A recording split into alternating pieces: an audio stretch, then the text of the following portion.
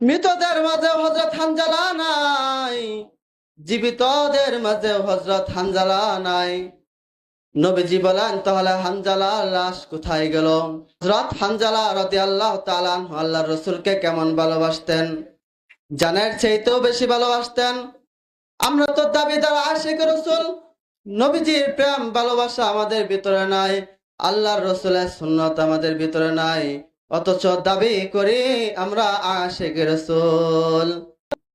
হযরত হানজালা রাদিয়াল্লাহু তাআলা আনহু যুদ্ধ করতে করতে এক পর্যায়ে শহীদ হয়ে গেলেন।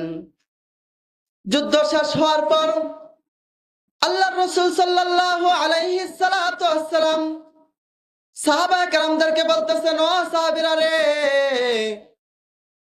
শহীদদের লাশগুলোকে আলাদা করো এবং তাদেরকে রক্তমাখা অবস্থায় কাফন দাফন করে দাও, কারণ শহীদরা ময়দানে মাহশরের দিন রক্তমাখা অবস্থায় আল্লাহ তাআলার কাছে দাঁড়াবে।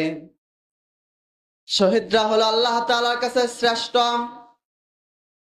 এমন সময় হযরত হানজালা রাদিয়াল্লাহু তাআলা আনহুর বিবি আয়েশা বলে, ওগো সরকার, ওগো সরদার, আমি হানজালার বিবি।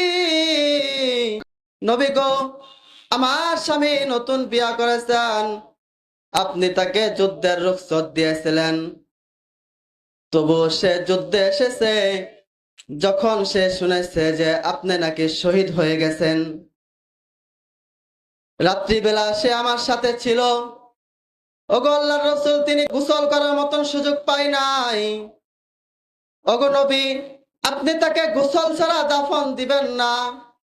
আল্লাহর রাসূল সাল্লাল্লাহু আলাইহি ওয়াসাল্লাম সাহাবায়ে কেরামদেরকে বলেন, ও সাহাবীরা রে, তালাশ করে দেখো হানজালার লাশটা কোথায়।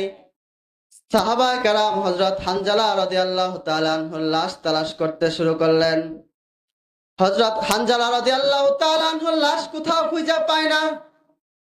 সাহাবায়ে কেরাম বলেন, ওগো সরকার, ওগো সরদার, মৃতদের মাঝে হযরত হানজালা নাই, জীবিতদের মাঝে হযরত হানজালা নাই। নবীজি বলেন, তাহলে হানজালার লাশ কোথায় গেল? আল্লাহর রাসূল সাল্লাল্লাহু আলাইহি ওয়াসাল্লাম আল্লাহকে ডাক দিয়া কয়, ওগো আল্লাহ, হানজালার লাশ কই গেল?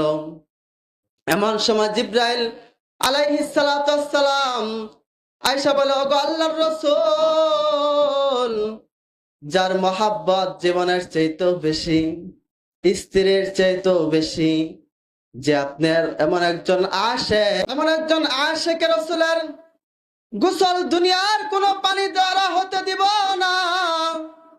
এমন একজন আশিক রাসূলের গোসল আল্লাহ তাআলা ফেরেশতাদের মাধ্যমে আসমানে উঠায়া গোসল দিয়া দিয়েছেন। সত্যি সত্যি একজন সাহাবী দেখে হযরত হানজালা রাদিয়াল্লাহু তাআলা আনহুর লাশটা মাটিতে রাখা, চুল থেকে দাড়ি থেকে পানি টপ টপ করে মাটিতে পড়তেছেন।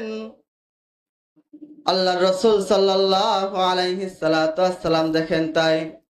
এই ছিল হযরত হানজালার মহব্বত। হযরত হানজালা রাদিয়াল্লাহু তাআলা আনহু আল্লাহর রাসূলকে কেমন ভালোবাসতেন, জানের চাইতেও বেশি ভালোবাসতেন। আমরা তো দাবিদার আশিক রাসূল, নবীজির প্রেম ভালোবাসা আমাদের ভিতরে নাই, আল্লাহর রাসূলের সুন্নাত আমাদের ভিতরে নাই, অথচ দাবি করি আমরা আশিক রাসূল। যদি দাবি করে আশিক রাসূল হওয়া যেত, তাহলে এদেশে সবচাইতে বড় আশিক রাসূল হইতো দেওয়ানবাগীদের মতো বন্ডরা। চিল্লা বলেন ঠিক কিনা?